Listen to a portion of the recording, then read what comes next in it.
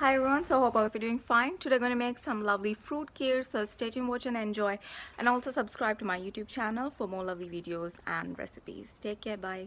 In order to make the mixed fruit kheer, I'm going to wash, peel and cut up some fruits. So here I've got 2 bananas, 2 apples and 2 pears. So everything is in a pair, isn't it? And once I've peeled and cut them up, I'll be placing it off into the food processor. There we are. Now it's ready to be placed off into the food processor. So I'm going to grate them up into nice fine sort of a texture. After cutting them up, you have to de-seed them as well. See? So it's nice and clean. So I'm going to use my blender instead, so that will fit the whole thing in there. So it does not matter what method you use. You can even use a manual grater to grate it up. The aim is to get this into a nice fine consistency. So if you want to help it blend, and if it's not blending, you can even feel free to add in a little bit of water, not too much, just tiny bit. We just want to get this blended up into a nice fine consistency. Okay everyone, so our fruits have nicely blended up into a nice puree sort of a consistency. So if you want it a bit more coarser, that's up to your personal preference. You can put it off into a food processor instead of a blender. So the texture and consistency is all up to your personal preference. So now we can get to the next step. I'm going to heat up some ghee in a pan, and then we can add in the fruit puree into this. Now if it's spluttering too much, just cover it up with an aluminium foil, stirring occasionally. There we are, so that way it won't splutter all over the place. And once it stops spluttering away and splashing all over the place, I'm going to take off the aluminium foil and we can add in some sugar. So how sweet you want it, that's up to your personal preference, and hence the amount of sugar you add is up to your personal preference. So just keep stirring it around as well occasionally so it doesn't get caught at the bottom. So you can see after a while it just stops spluttering. Went ahead and added in some sugar.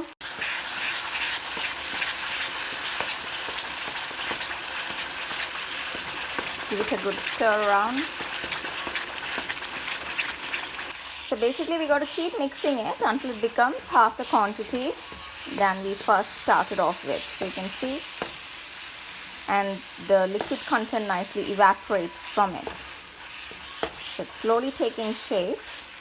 So once you get it into this nice mushy consistency and it stops sticking around the pan, see, it's not sticking onto the pan anymore, that's when we know that it's ready.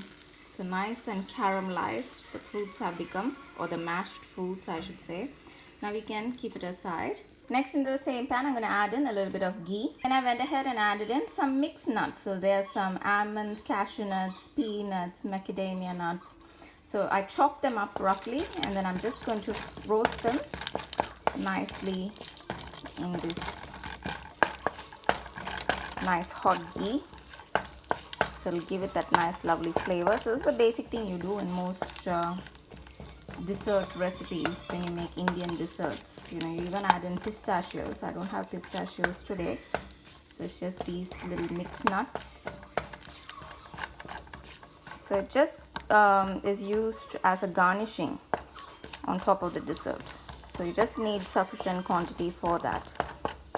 Once it smells nice and toasty, we can take it off the heat and set it aside. Next, we can add in some milk into the pan. So about 1.5 cups of milk. Because we have a lot of fruit mixture, we need a balance. So instead of the 1.5 cups of milk, I'm going to add in 3 cups of milk in total. Because I don't think 1.5 cups of milk, by the time it evaporates and gets into the consistency that we need, will balance out with the fruit. You know, it will become on the more thicker side. So I'm going to add in a total of 3 cups of milk into this, not 1.5, but 3 cups of milk. Yes, I've added in a total of 3 cups of milk into this. So let it come to a boil nicely. Keep stirring it occasionally so it doesn't get caught at the bottom. And then we can add in a pinch of saffron into that. There we are. We can mix it around.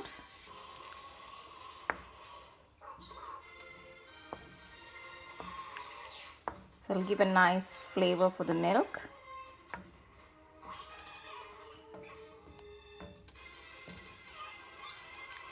So for the milk as well, we are waiting for it to reduce its quantity compared to what we initially poured in. So we want it to just be on the slightly thicker side. We can also go ahead and add in a little bit of honey into this. just to sweeten it up a bit. Or you can even add in sugar or condensed milk instead. Look at this lovely flavored milk taking shape. Now you have three choices. You can either leave it as is, or you can add in a little bit of vanilla essence, or you can add in a little bit of rose water essence. So what flavor you want depends totally up to your personal preference for this lovely dish, or I should say for this lovely dessert. You can also add in 1 teaspoon of cardamom powder into that. I'm going to add in half teaspoon of vanilla essence. Also half teaspoon of rose water essence into that. So you can see this creamy sort of a layer forming. See, this is what we want, this creamy layer. I don't know if you can see it, but a nice lovely creamy frothy layer will start forming on top of the milk. So you want those layers to keep forming. See, when it's formed on the side of the pan, see? So just scrape it off and put it off into the milk. So it's how we make that dessert rubdy or rubbery. You know, we put it back into the milk. So nicely scrape it out and let it fall off into the milk. See? So that's how we make this milk nice and flavorsome and creamy in texture. So let it keep boiling. The more you have these creamy bits, the more lovely the milk is going to be, and nice lovely flavors and textures will come out of it. And the more, you know, even more lovelier the dessert will turn out to be. So just scrape them out, let it boil. So this is not in high heat, this is in about medium low heat. So it's just taking its time and boiling up. If you go onto my YouTube channel and you go to the dessert section in the playlist there, and if you look out, you will find the actual recipe for this rubdi or rubri. So how to make this properly step by step, I've shown in it. I'll try to add that link in the description box of this recipe video, so all of you can check that out. So in this video, I'm just making this milk very quickly. Once the milk is nice and creamy enough, according to your personal preference, and you're happy with it, you're happy with the flavors, you're happy with the taste, the next step is we can go ahead and add in our caramelized pureed fruit mixture into this. There we are. So nice and lovely it's looking, isn't it? My son is saying that the house is smelling so good. Nice lovely dessert taking shape over here. You can see the milk is also nice and flavorsome and creamy. So now we can combine all of this together. So we can combine the fruits along with the milk. So I've turned the heat off, but it's still on the same gas oven, you know.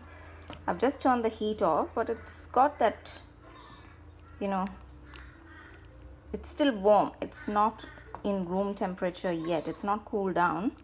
So it's still got that heat to it. I'm going to use a whisk to whisk this up. It will help combine it nicely. Okay, so I've gone ahead and transferred it into another bowl while it's still hot. So you can see it's nice and steamy.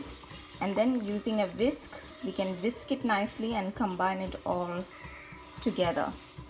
So you can see that our lovely mixed fruit kheer is taking shape. See, nice and lovely it is, lovely flavors.